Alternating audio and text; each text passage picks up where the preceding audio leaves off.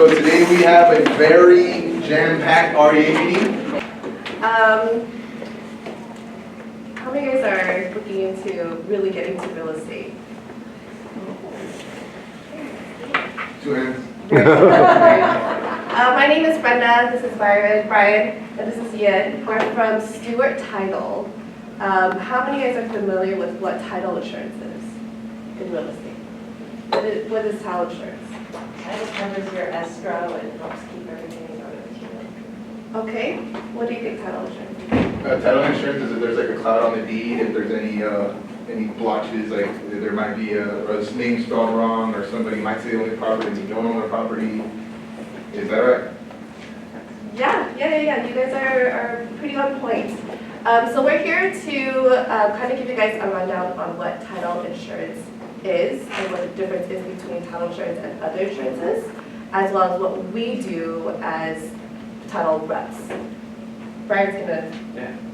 Well, you guys are lucky you got the exciting speakers first, right? Title insurance is always a realtor's favorite topic.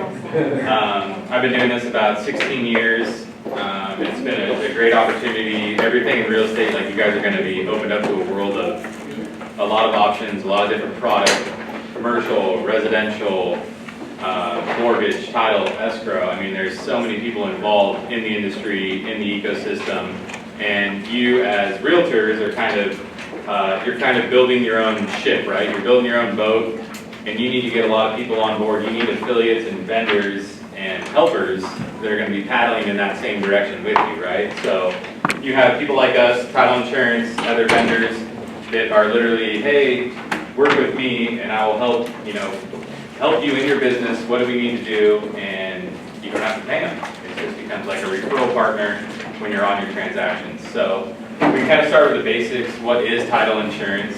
And basically, you can think of it this way. When you're going to go sell a property, you can order your title report. So that's going to get ordered. And what are they going to be searching? What do we do? So we search public record, the general index for the owners, like the people.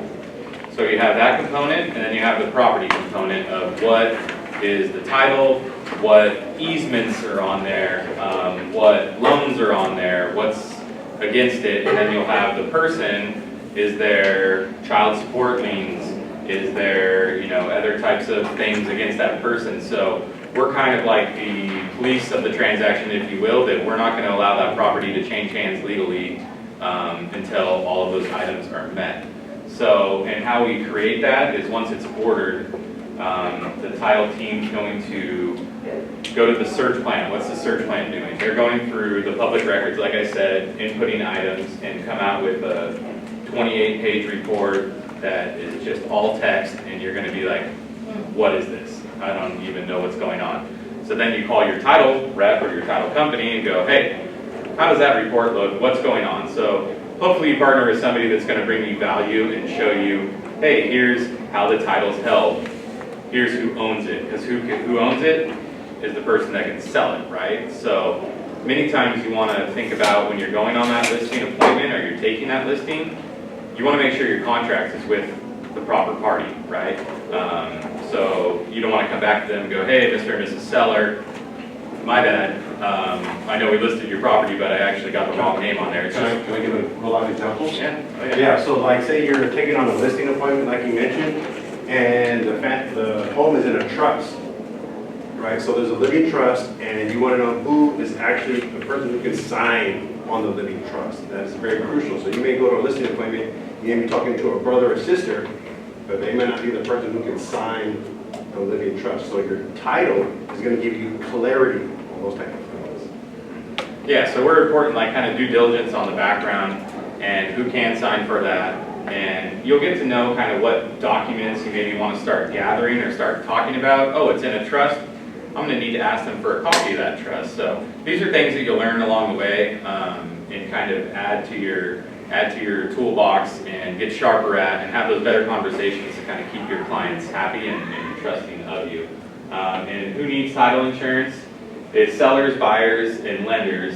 And what they want that title insurance for is to make sure that they're getting a clear property, to make sure that as a lender, like who is a lender? That could be the bank.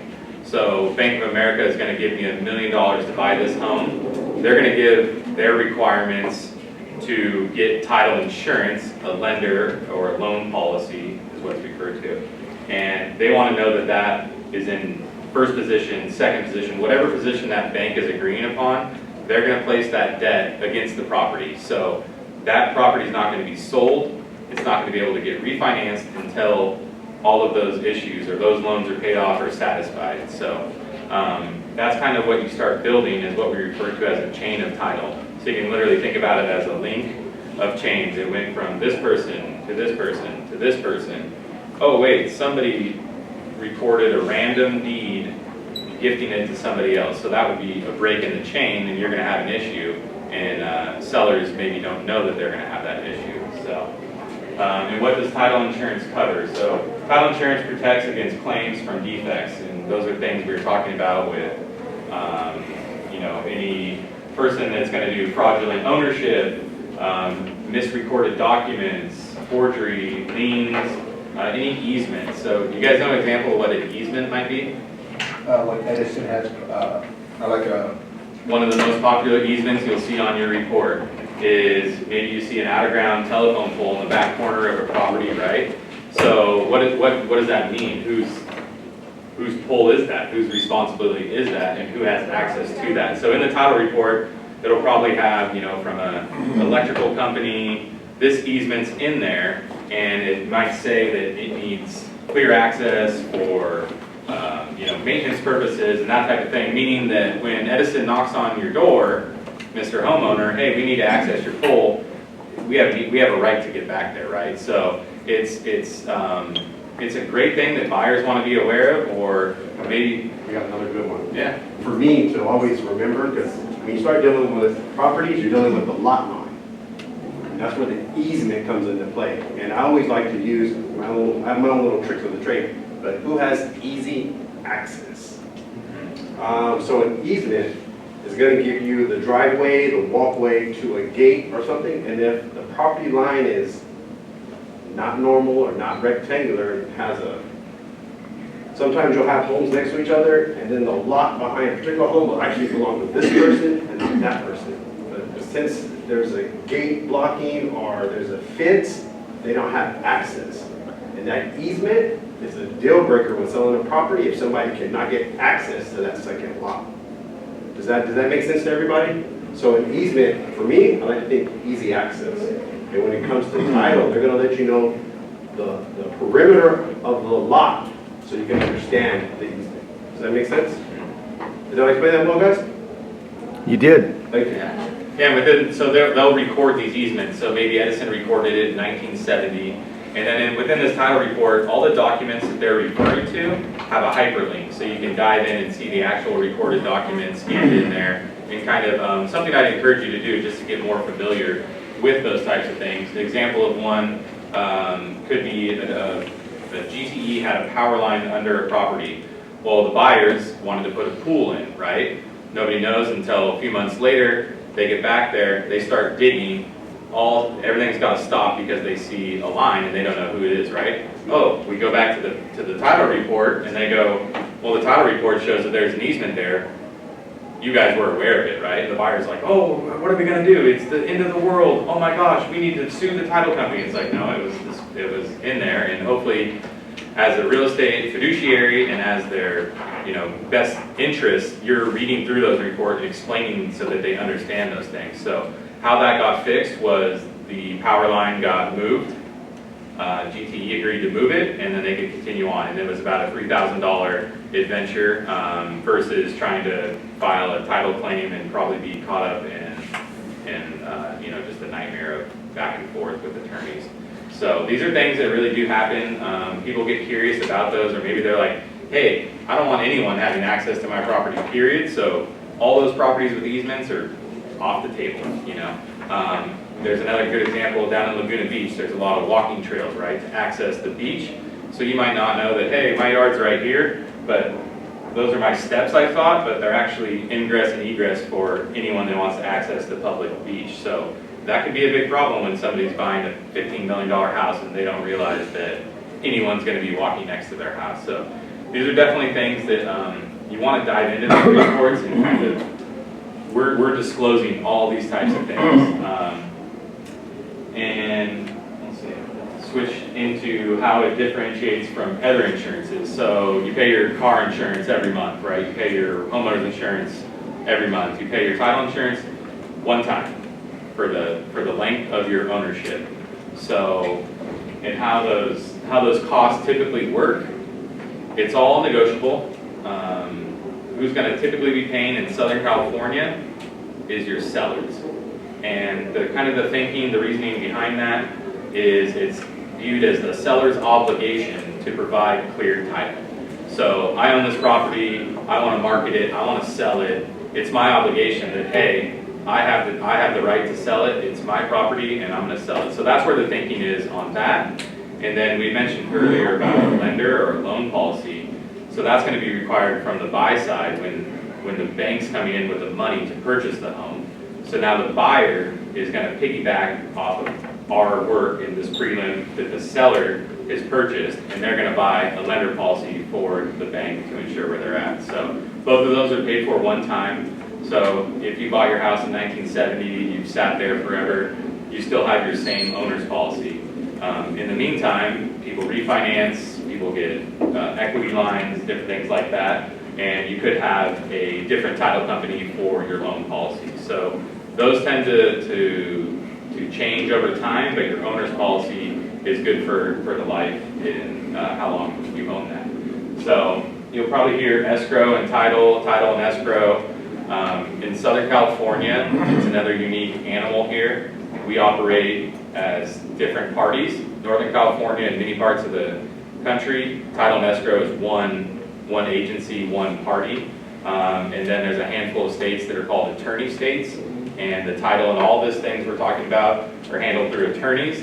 So you're on attorney time, you're on attorney costs, and it gets a little out of control. And then in the meantime in California, we're literally like, hey, Mr. and Mrs. Agents, we will help you, we will do everything to support your business and do all this for you. So I would encourage you guys to take advantage of title relationships, all your vendors, and find out how they can help you best, because it's not an easy business. It's not real estate's not for the faint of heart. But if you guys get a good team around you and you can support each other, and that's something that's really going to keep you going for the longevity.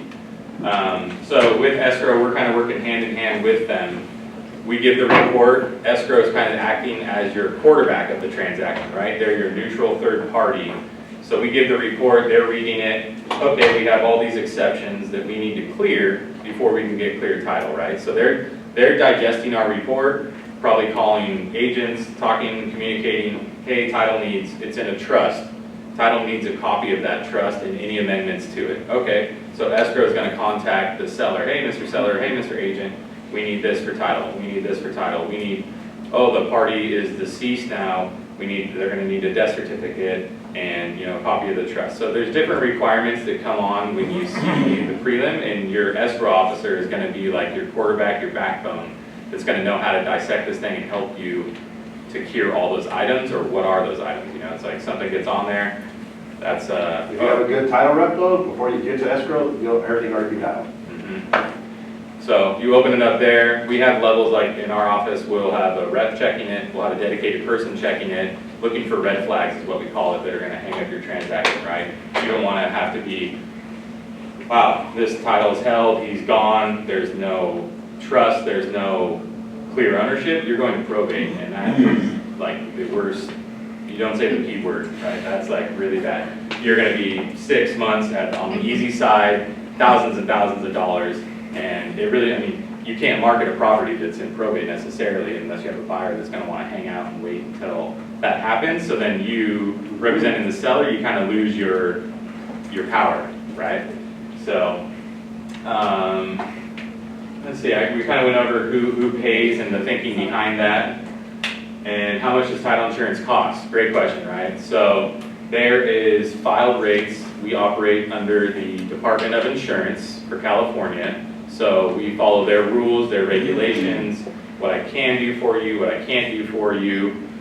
There's no wine and dine your clients. There's no buying you food. There's no paying for marketing materials. None of that. It's really bare bones in terms of here's what you can do, here's what the rules are, and then we have to file our rate schedule under the Department of Insurance for public record, so everyone can see it, everyone can know, and we can't deviate from that higher or lower. We can't be like, we love this seller, we're gonna give them a fat discount. We can't do that. Or this one doesn't care, charge them more. Like, there's no play like that. And we hold a license under Department of Insurance, and if you get in trouble for A to Z, you lose your livelihood to do any business. So it's important that you get to know the rules and learn those. So, and what do we do kind of as, we're like the face of the company. So the nuts and bolts of the title company, we're located in Irvine next to another school that's not really comparable to this one. There we go, you guys are alive still? All right. All right. And what we do, so we're like the sales representative, we're the face, we're out and about, we're going to networking things, we're trying to help agents with their listings, we're trying to meet lenders, and then we can talk about what are the things that we provide. We have all kinds of access to all kinds of property data, property profiles, maybe something you have or haven't heard of. That's a real quick thing. You can order, hey, I need a property profile for 123 Main Street. What's that going to get you? It's going to give you the property information, the parcel number, the vesting, you know, how that title is held, what loans are against it, and this is like an instant type product. The parcel map, legal description. The legal description is very important as well. So those kind of things you can put together to give you like a quick idea of who owns it, you know, what kind of money is against it, and then something that you can kind of do with that. We do all kinds of, yeah. For the legal description, is that like pertaining to like the zoning, like if it's commercial law or like a commercial So zone? not zoning as much, but in the property profile, zoning information is sometimes in there, sometimes not. It'll give you square footage, you know. Zoning changes, so it'll show you what's current or what was previous last recording, but what's current may have changed, right? Yeah, so it's always good to like, and we as reps kind of get into like, hey, what's the zoning? Well, let me go find out now. Yeah. So then I'll be calling, I've got contacts at every city you can imagine, the county, hey, need info on this. Hey, this one in just today, property in front of Omar, what's the setbacks? Well, we don't know that, that's not really our call, but you get a contact at the city, bam, it's this far from the front, this far from the back, this far from the sides. Well, follow up, what's the setback? Yeah. So a setback, what is a setback? So imagine this is our lot, this is our full lot here. Can you build a house all the way to the edges? Yeah. Maybe. What's the setback? It depends, right? It depends. So it could be built, or they could say, hey, it's 11 feet from the front of the property line to the street. Okay, so we got to come back, so we can't build anything closer. From the sides, it's 5 feet on each side, so you got to have that space. And then on the back, it's 7 feet, so you can build. And different ones will have limitations on what percentage you can build. So can you build a massive house that takes up the whole property? Maybe, maybe not. Depends on the city and the zoning. So you'll see a lot of these big luxury homes now are kind of going into U-shape to maximize the amount of space that they can give with like a pool or a living space in the middle. So that's kind of how the setbacks come into play. And then also with your lot lines. But then also, something that people don't realize is going up. Just because you live next door to somebody, you can't go up, you can look into their house. So there's also setbacks with height-wise, right? So just because you have a big lot, but if where you're gonna build up looks dead into someone else's bedroom or something like that, you may be restricted. But in the city as well. Exactly, city, so with that, everything's different. You definitely want to know if you're working in a particular area or a farm, go to the city hall or go to the city building department, make friends there, talk to them, ask them questions, and I guarantee you those contacts will be used all the time. So, go ahead. Does that include like fencing, mailboxes, setbacks, or is it just the? Usually for actual property, yeah, and then to make it even more confusing, there's a thing called a zero lot line. And what a zero lot line means is that the home or the structure is built all the way to the lot line. And some of those are done by design. Sometimes you'll see a house where it's the cinder block wall or the wall just runs into it, and then there's a space, on the other side, and then a zero lot line. So that means they're allowed to build all the way to that lot line. So there's no one size fits all. There's no quick answer. Every title report is unique. Every title report's different. Every property's different, and they get pretty messy. It's been a lot of deals we get lately are not the want to move. There's a need to move, and there's stress. And usually, when there's a distressed property, there's more liens against it. There's more problems with it. You know, more deaths, more transfers, and it just makes for a lengthier process. So, I was just wondering if you had any interesting stories where title was surprising or bizarre. Yeah. I mean, it's all the time. I mean, we did one in particular that was a high-profile person that, I mean, it looked like they faked their death, and $600 million worth of lawsuits against this individual that's now gone and dead, and then we're kind of the bad guys of going like massaging.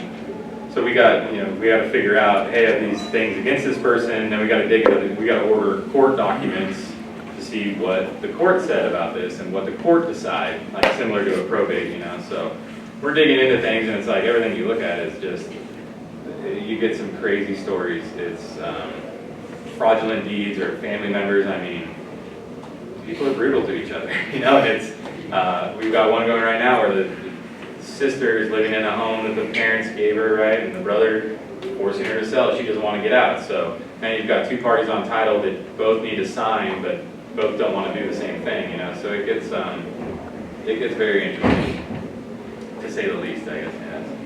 not one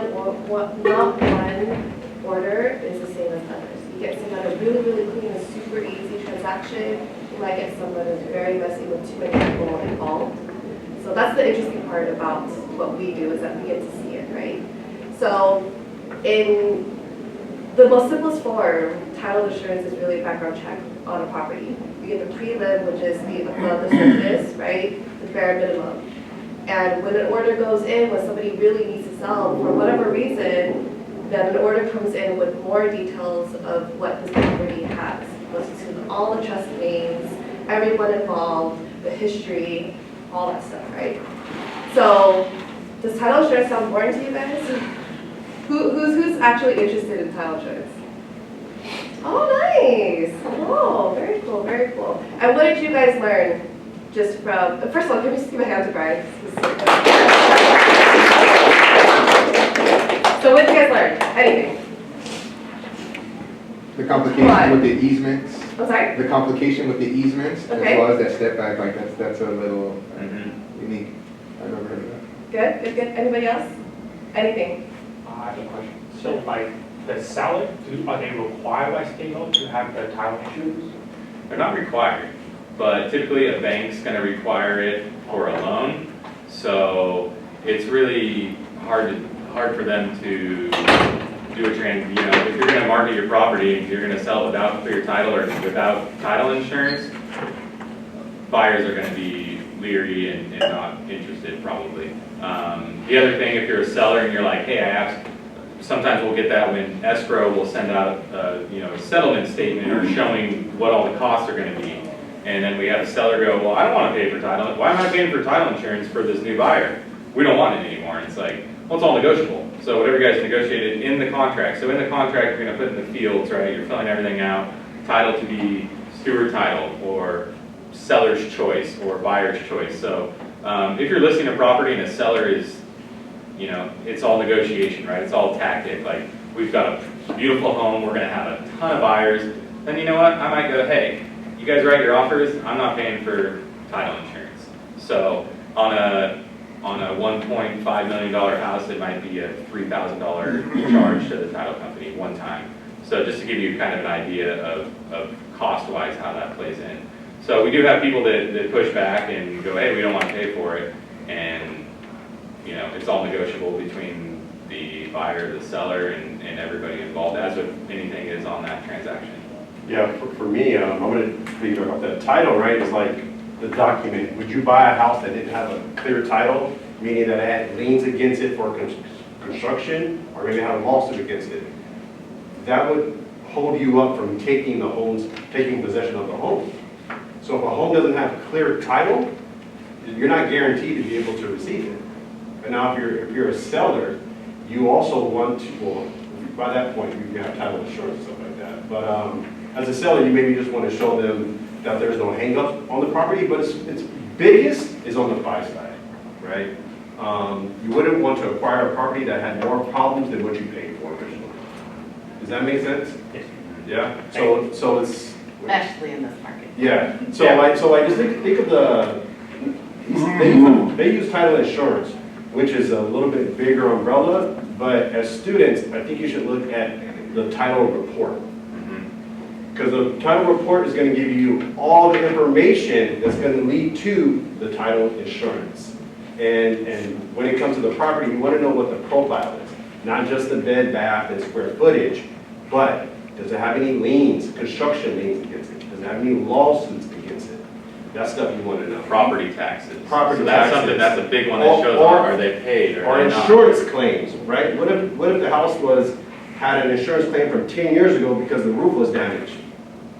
You want to know that. The new roof looks brand new to you, but inside the attic it has damage. That kind of stuff, you'll be able to see if they put it on insurance. But basically you want to have this paper nice and clear before your buyer takes possession. And that's on commercial or residential. Yeah, thanks for touching on that. So we provide for commercial property, for residential property, for purchase, refinance, all those transactions, kind of similar, same process through title. I can get with your leadership or share it afterward if you guys can share it out. I have a prelim cheat sheet that I made. So it's basically just a one-page doc, and it just, you fill in those blanks. I have the questions on there. You can go through your report, plug them in, plug them in, plug them in, and you're like, okay, I have a good feeling of what I'm working with or able to interpret it. Because, like I said, we'll throw this 28-page report at you with all kinds of mumbo jumbo and disclosures, and it gets lost in the weeds all the time. Like, I'm somewhat familiar with title insurance because I was trying to buy a foreclosure property in Texas where my sister lives, and I thought it was just the first lien on it. But then, like, when I paid that extra $1 to get like the title from the county, I saw all these other things. And once I saw the second deed, I was like, I'm out. Exactly. Because it was worth more than what I would have paid You for the property. want to know what it comes with. So you're Yeah. selling, like in a simple form, you're probably more familiar with cars, right? So you go to sell a car, you got to have smog, right?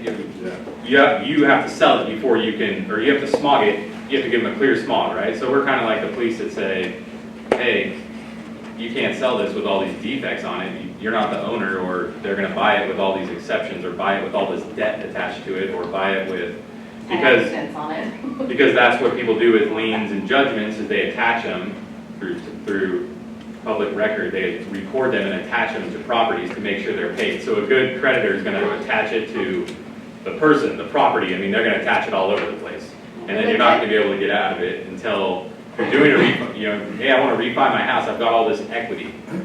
Well, you've got your first loan you need to pay back, and then you also have that child support lien, so you need to pay that if you want this money. How's that going to get paid? It's going to get paid through escrow, through our process, through that closing, and the title company is going to make sure that that happens. Otherwise, it's not going to be able to be recorded. So if I'm understanding this right, title insurance basically shows like the baggage that comes with that. Yeah. Great way to put it. Yeah. Background check. Yeah, exactly. Red flags. Some are carry on, and some are, a lot of check. Are you guys required to be realtors or licensed agents? Interestingly enough, we're actually not allowed to have both licenses We can't run active. both at the same time. Yeah. Yeah. So you'll find Yeah, some, I don't personally have a real estate license. I wouldn't be able to practice with it. You can have them frozen, you just can't be doing. You can't double dip. Right, so a mortgage lender, they can do both.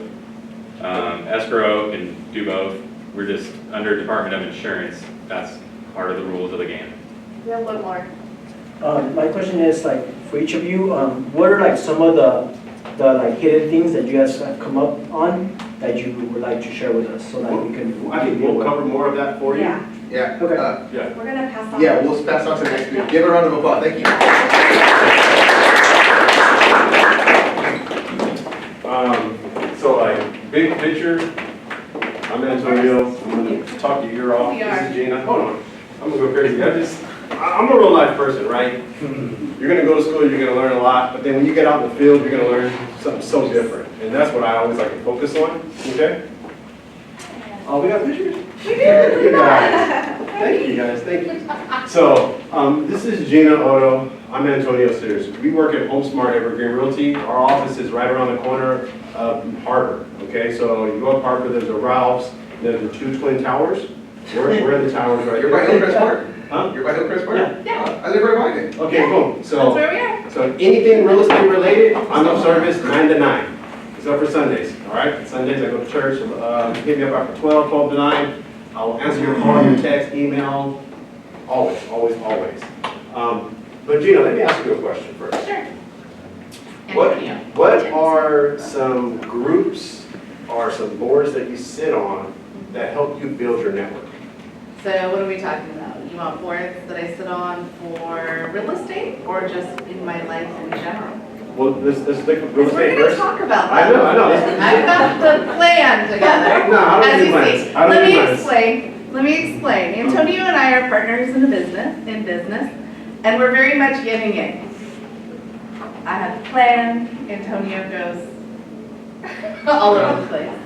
So we balance each other out. This has been the best partnership. This has been wonderful for both of us.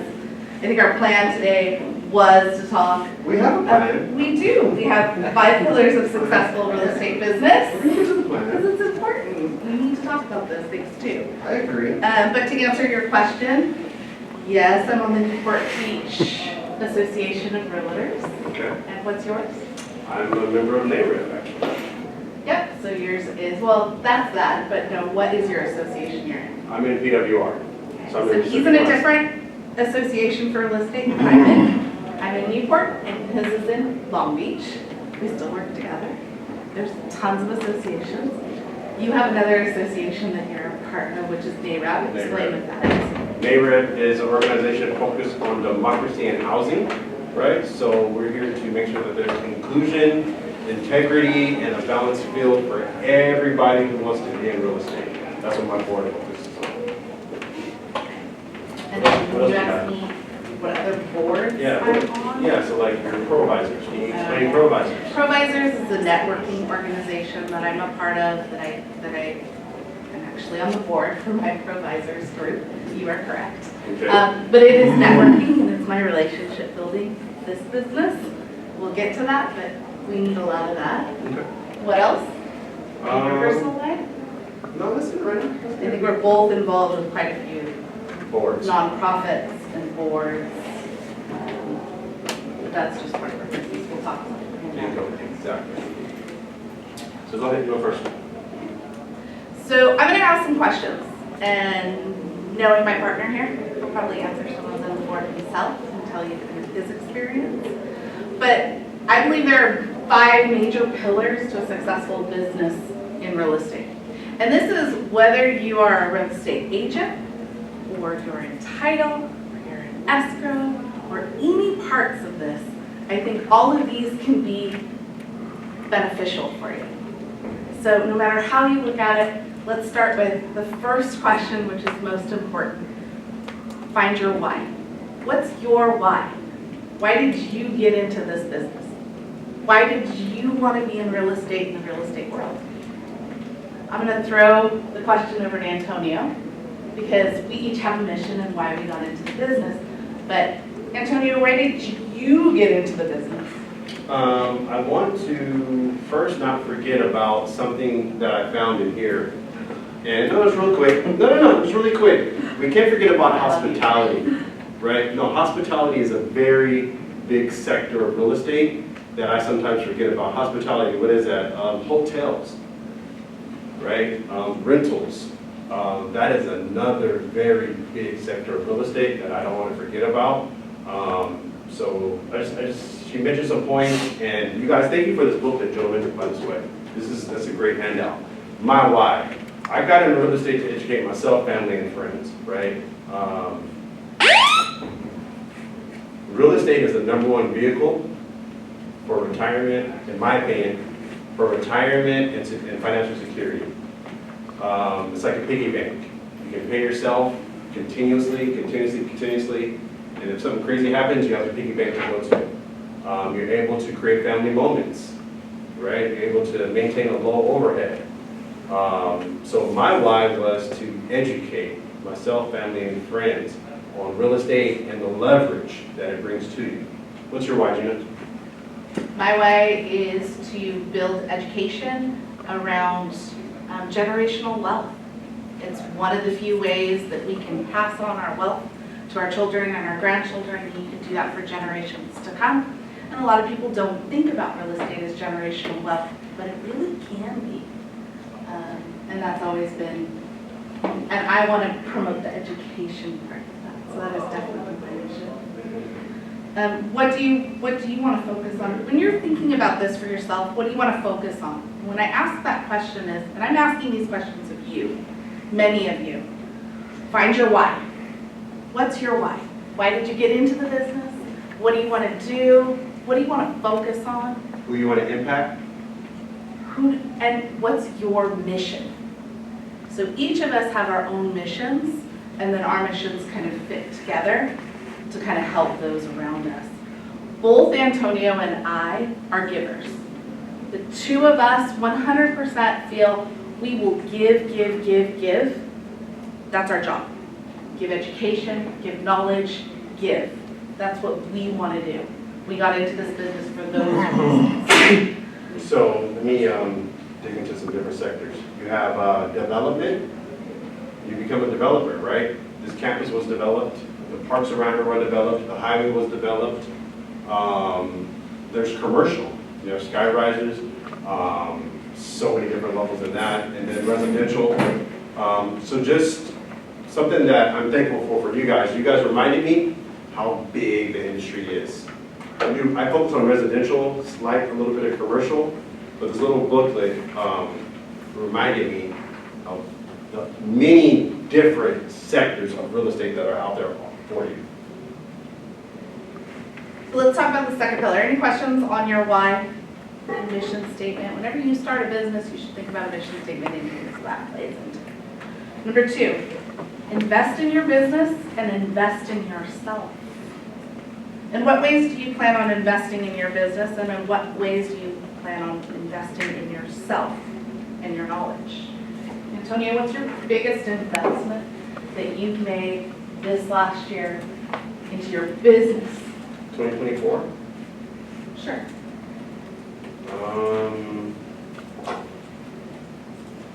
Oh wow, I do my taxes too, I need to know this. It could be a time investment, and this is the way I want you to think about it.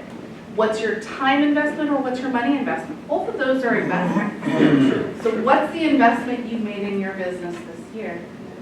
Well, I mean. I ask you this every week when we run our Yeah, meetings. sure, yeah, but What is your weekly ROI, right? What's your return on your investment? Yeah. Investment, can you? What's your return on investment? What's your best ROI? So for me, I'm a networker. I sit on three boards. And that has created phone calls, right? People call me with the silliest questions about real estate, and I'm always there to answer them. And the key thing for me is that they're thinking about me, right? If they're thinking about a transaction or thinking about something in real estate, they're thinking about me. And that's all that I personally care about. When it comes to financial, my office, right? I have an office right down here. And being able to construct deals, have conversations, hold our meetings, our mastermind meetings. Saturday, we have an educational seminar Saturday. So the office is because I can work from home, but when I'm in the office, turn on the music as loud as I want. Nobody, wife and daughter and sons not walking by, I can be able to play. So. My office, but besides that, my networking groups, because they don't call me, but someone else has because of a referral. And that's where your business is going to come from. And then, in what ways will you invest in yourself and your knowledge this year? Yourself? Well, this year I'm going to take some classes actually. I do very well, but now I would like some certifications next to my name. Right? I do very well. I focus on investors and first-time buyers. But sometimes when I see my business card, I see my profile, I want little accolades on the side. So this year, I'm gonna take a few courses so I can get some little accolades on the side. Although I can get the job done, I want some bells and whistles. I'm so bad I don't put my letters after my name. Okay. So that's number 2. Any questions on number 2? Invest in your business or yourself. Number 3 is communicate. Yeah. I wanted to ask, what certifications do you have in mind? So you can take a first-time buyer course, listing course. So those are Be just a couple. probate certified, Probate divorce certified. So certified. I'm probate. probate certified, divorce certified, first-time buyer Probate queen right certified. here. You can take all of these certifications. I will tell you that it will just dive you deeper into that small niche of the business. If you're going to go the realtor route, if you're going to go the realtor route, that's what we have. In each one of our industries, we can all have certificates. It just gives you a little bit more knowledge, but I will tell you, experience is the best knowledge there is. Yeah, and then the best way you can invest in yourself, I'm gonna say this, time-wise is LinkedIn, Instagram, Facebook. Money-wise, business cards, business cards, business cards, business cards, business cards, business cards. I've learned from some mentors, don't believe in the paper goes further than you know. Use the technology, stay up to date, don't forget about the paper. It goes further than you know. Communicate. I think communication in this business is number 3. It's our 3rd pillar. Communication. And when I talk about communication, and I want to make this important, I'm not just talking about communication to clients. I'm not just talking about communication in general. I'm also talking about the listening side of communication. I believe that we believe, because we discussed a lot of this, we believe that listening to someone is 10 times more important than they ever hear my voice. Listening, because then you'll hear exactly what someone needs. Once you know what they need, you can help guide them through the right direction. Also, when we communicate, who else do we need to make sure that our communication is good with? Title reps. Titles. So, communication. Well, who else? Title. Oh, so there's all the legs. Okay, So, so start listing them. Title, title, loan, ledger, escrow. And once you're in a contract, how about the other realtors that you're working with? I think it's really important communication and how you communicate with those that you will be doing business with. That communication is important. Find your place and then be consistent. Consistency is extremely important on that. More about communication? So we don't have a ton of time, so we want to make sure that we're conscious of time. Okay, communication, real life situations. How many of you plan to become a realtor or get your real estate license? Okay, so you're going to meet someone and you're going to talk to them and be like, hey, I have a license. Can I sell your house or can I sell you a house? The only way you're going to get to the transaction, the only way you're going to get to the numbers is by listening to their goals. I'm going to say it till I'm blue in the face. Pairing their goals with their wants and needs, right? Goals, wants, and needs. 3 different topics. But once you really listen to what their long-term and short-term goals are, you'll learn their wants and needs, and you start pairing the numbers and see where everything fits. Does that make sense? Does anybody have any questions with that when it comes to communication and understanding your client? So the next communication, your lender. You got to talk to them every other day within the transaction, not every day. Something good, something bad, and be happy to communicate the bad news. If you can communicate, if you can learn to communicate bad news with a smile, you'll close so many more deals. This business is about disclosure, right? This is about the title being clear. The more that you can communicate with your client and help them see the clarity or let them know that you're the professional, you're gonna be able to get to the numbers. I promise you, if you focus on the communication and the goals, the numbers will be easy, okay? I think also in communication, we're talking about marketing, how do you communicate who you are? I'd like to come up and join you. Please. Please. I think the two of you have done a really excellent job, and I want to shake your hand. And we're going to make a little presentation here too, but I want you both to stay with us, okay? Okay. Because you guys are out looking for a mentor. Yes. These two people could be excellent mentors. We do You mentor know, in our back office. in your studies, you know, plan, organize, actuate, control. And right now you're in the planning stage of your future. Okay. And in this year or next year, you're going to be graduating and then moving on to your master's degree and building a foundation. But the end goal, 3 end goals, I see. And any one of you here can meet those goals. One is that you could be a CEO of a major real estate company in Orange County or wherever you want to be. Okay. The second is you have your own company. And the third is that you're wealthy by the time you're 35. So what you have here behind you is you've got Greg and as the director, and you've got 30 other experts, top people in the real estate industry in Orange County on our board. And all of them are available to be your mentor, okay? I enjoy meeting with each one of you personally for maybe 2.5 hours to jump into your mind as to what you want to do in your life, and we sit down and we do a plan. And this is the essence of the plan is in this book. And giving each one a copy because by the time we go through all, I think we've got like 100 members or 150 members totally, it would be graduation time, and that's too late.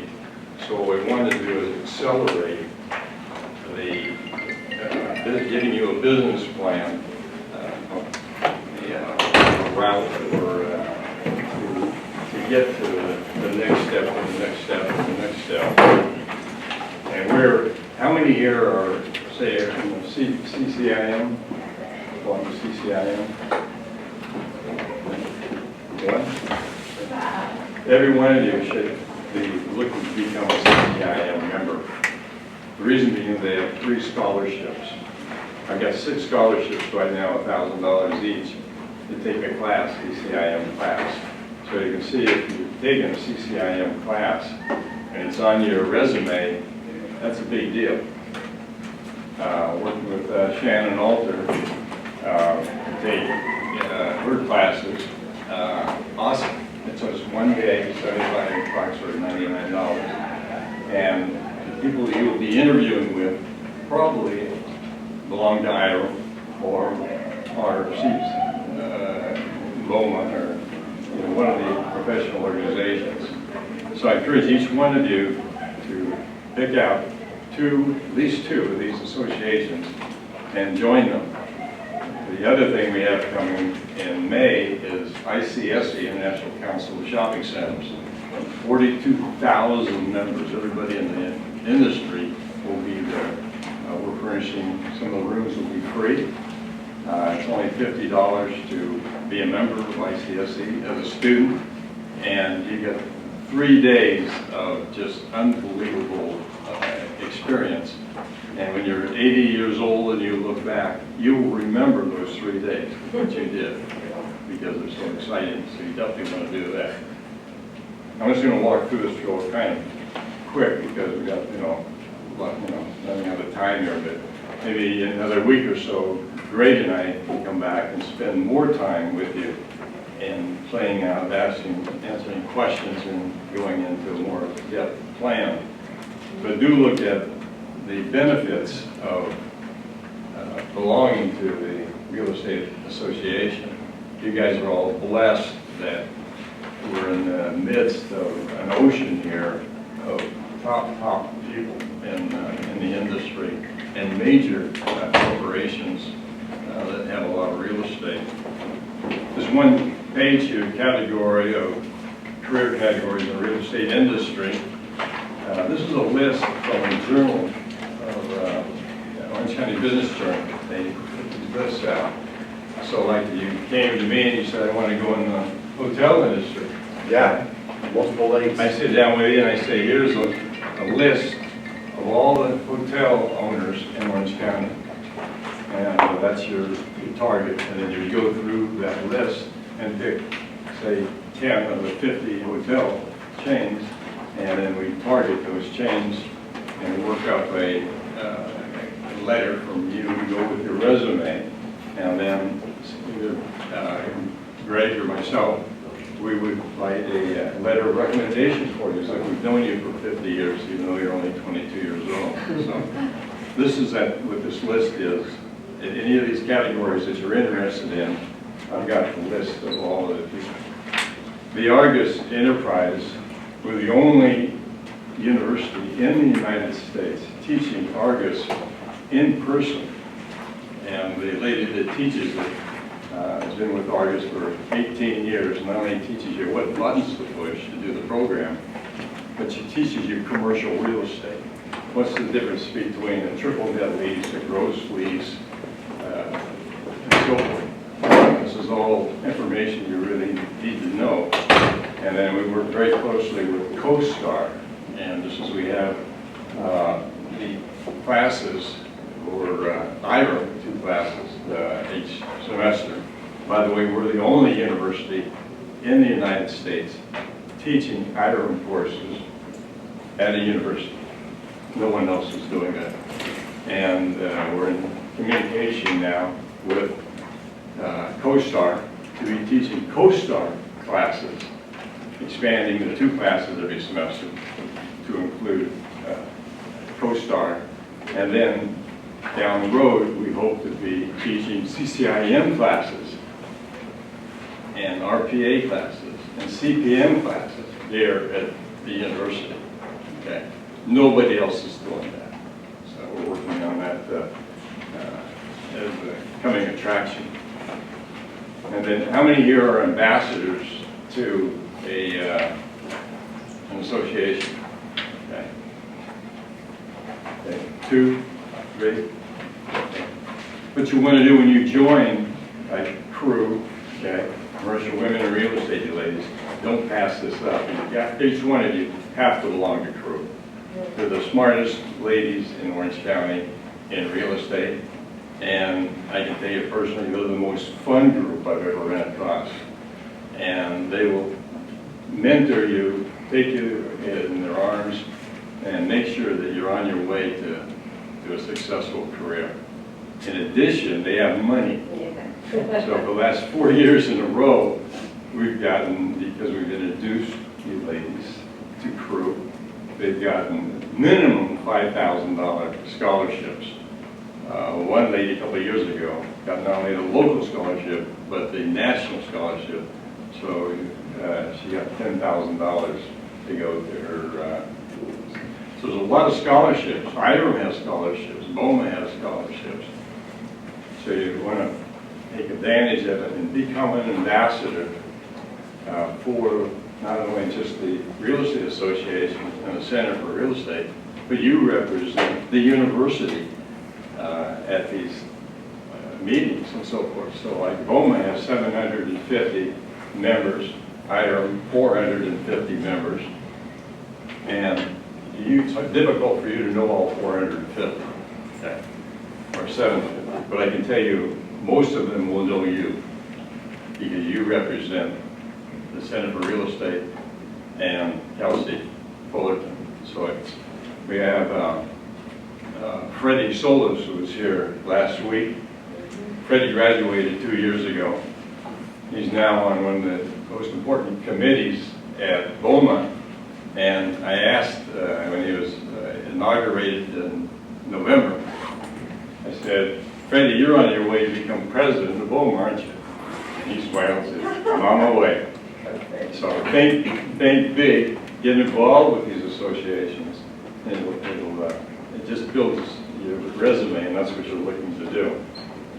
And here's not only do you do your resume, and speaking of resumes, I want to turn it over here to Lindsay for a second, and let's talk about resumes. This lady, I don't know if you've ever heard the term wordsmith. Okay, somebody that knows words, unbelievable.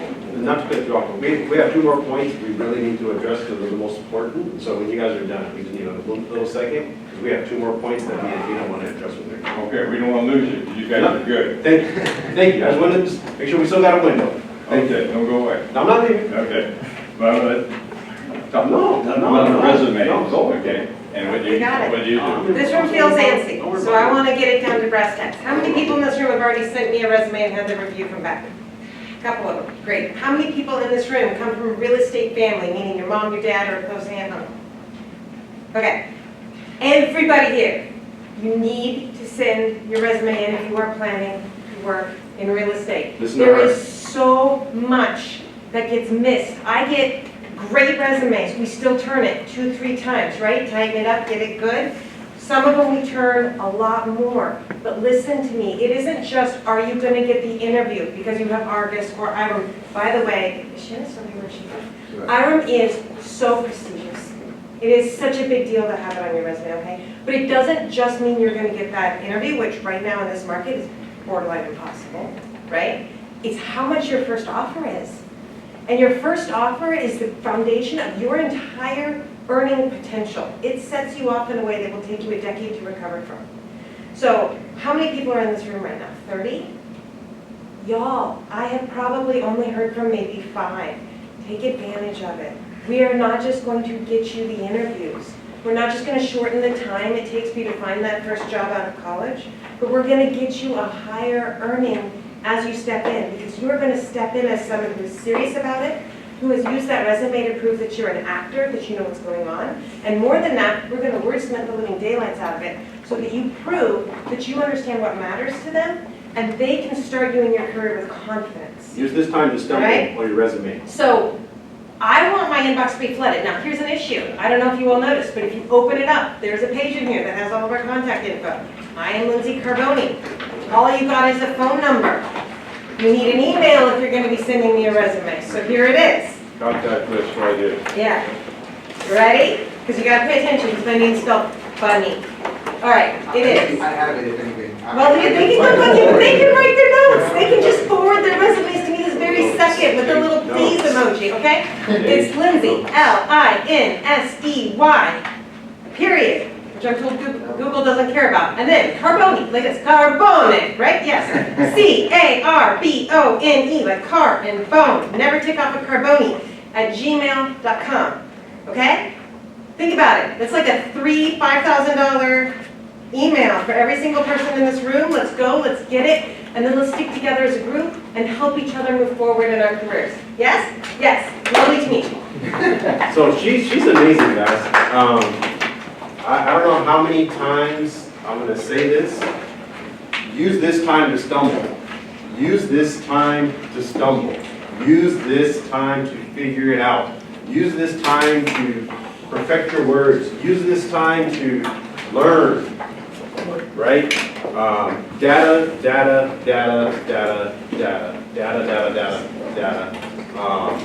What are we talking about? Right? You got anything else? Can I ask Gina? And Bob, we need to wrap it up because we've got about 10 more minutes before everybody needs to go to the next class. Okay, so then 2 seconds. Gina? Our last 2 pillars are data, which he was telling you, you have lots of different sources. And then your last one, which is the most important, is relationships. That's what got us here today. We're here because we were invited to also be guest speakers because of our relationships. Relationships with other realtors, relationships with others in the industry, relationships in our sphere of influence, everyone around us. Our relationships are important to us. So let's get back to the data and what she said about taking notes. I gotta beat this door down. Taking notes when you're in an appointment is gonna make you look 10 times better for your next appointment. Taking notes on the property profile When you're at the property and then when you get to your office, taking small notes is going to be the difference. You can't go and think that you're going to be able to remember everything. Your video is not going to give you everything, nor are your notes going to give you everything. But if you combine them all, you're going to get the deal done. So data, right? In real estate, you're going to have to know the numbers of the previous 3 months. Focus on the previous 3 months on whatever profile you're researching. Okay?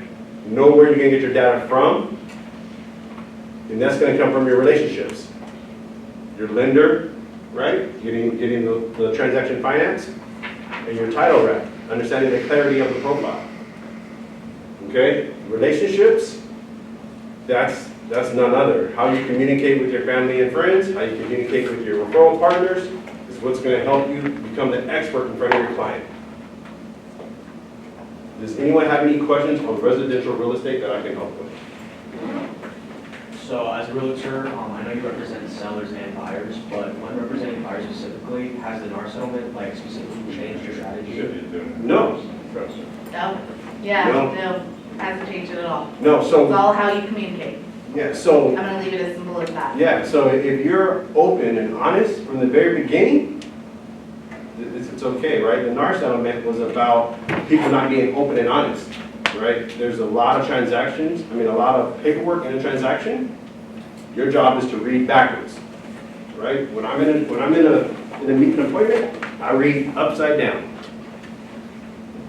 So that way I'm able to address when I'm speaking to the client and they can understand, right? So people that did not do that are the ones that are having the problem. In our office, most of the agents in our office, not having that problem, not one We're bit. going to have to have you come back, okay? Good guy. Good man. My office is down the street, call me, ask me anything. Instead, I've got to teach a class. No worries, get me out, I'm out. We still have, we're gonna be a pizza, so please don't go anywhere, so the students can. One thing you may notice of all the speakers that we've had, every speaker and speakers, they're happy people. You know, you don't see anybody with a frown face or not having fun. Everybody in this real estate business, in IRM, FOMA, CCIM, they're all having fun. They're all making money, and they're surrounded by good people that they that share their love for the real estate business. All right?